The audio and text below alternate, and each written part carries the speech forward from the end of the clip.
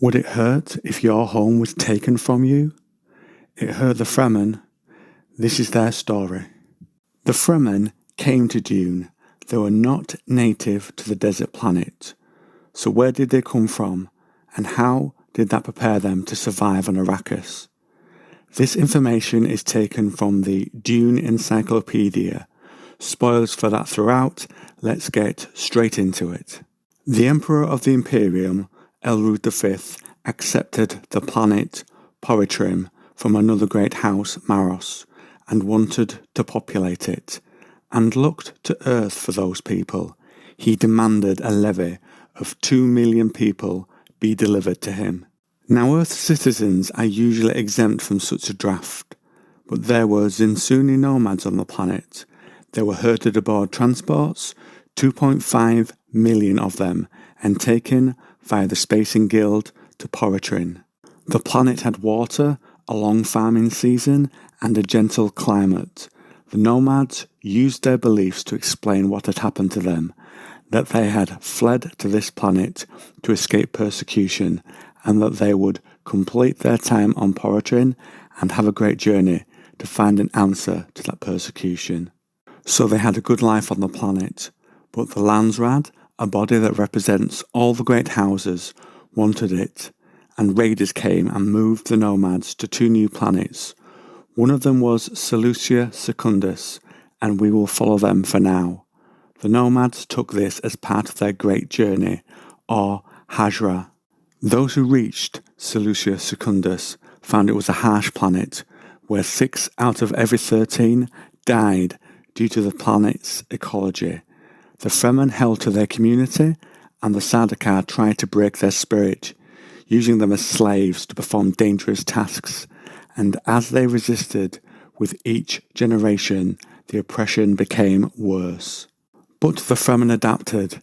They reverted to their nomadic life in the Sahara on Earth.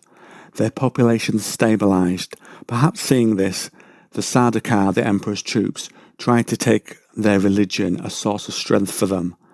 Over half their numbers were butchered, including the Reverend Mothers. But the nomads' faith held, and new Saidina were inducted. Saidina is a Zensunni name for Reverend Mothers. I will use both in this text. Some nomads pretended to go along with the Sardaukar's beliefs, and I assume the Sardaukar wanted to recruit them. During weapons training, they would kill their trainers and fellow students and then themselves. Eventually, Ezra VII reviewed what had been happening and, seeing the treatment of the nomads, transferred those still alive to a new planet, Ishia. Other nomads taken to Rossak after the first winter and disease ravaged them struggled to stay alive. Most native plants to Rossak were poisonous, and this drove their numbers down even further.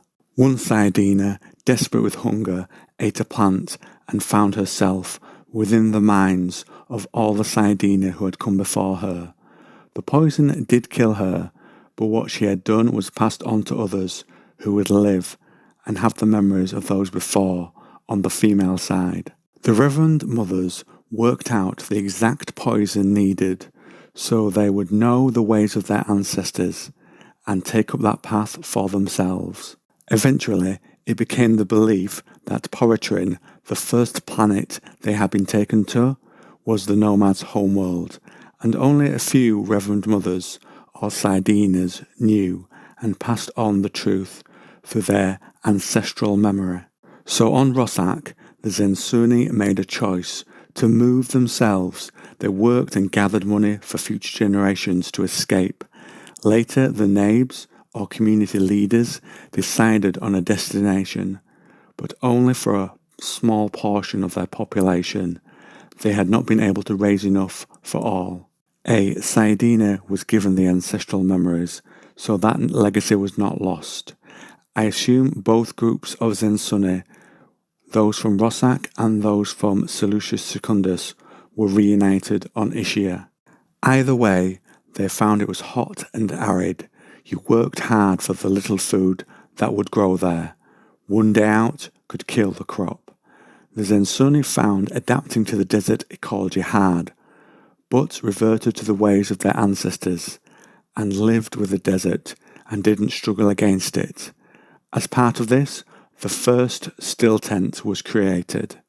Perhaps with the Sardinia and their memories now active, they used that to survive as above, and as you can see, both groups of nomads, before being reunited, survived because they stayed true to their community and the desert ways of their ancestors. I think that strength still shows during the first Dune novel.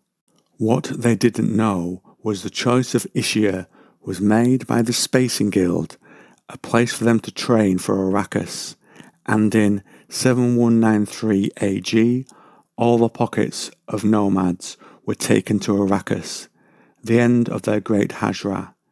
It was done by the guild in secret.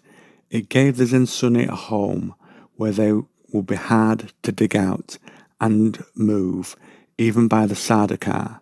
And I think from here you can see how far back the rivalry goes between the Zensunni and the Sardaukar. And it also gave the guild a way into Arrakis should they need a pipeline, as without the spice from Dune, the guild would be unable to perform its function. With it, they would be able to bypass whichever house ruled the planet if spice from them became scarce. The guild made sure the Zensunni were allowed to establish themselves deep in the desert, so that those already on the planet, mainly housed around Arrakis, the capital, would not notice them and pay them little attention if they did. From here, the Zensunni recognized themselves as a whole people. Their journey was complete. They had found a home. They were the free men, the Fremen. Now, friends, I turn to you. What do you think to this journey the Fremen went on, and how it helped them? Can you see how it shaped their identity when they settled on Arrakis? Have you ever been shipped around by the Spacing Guild?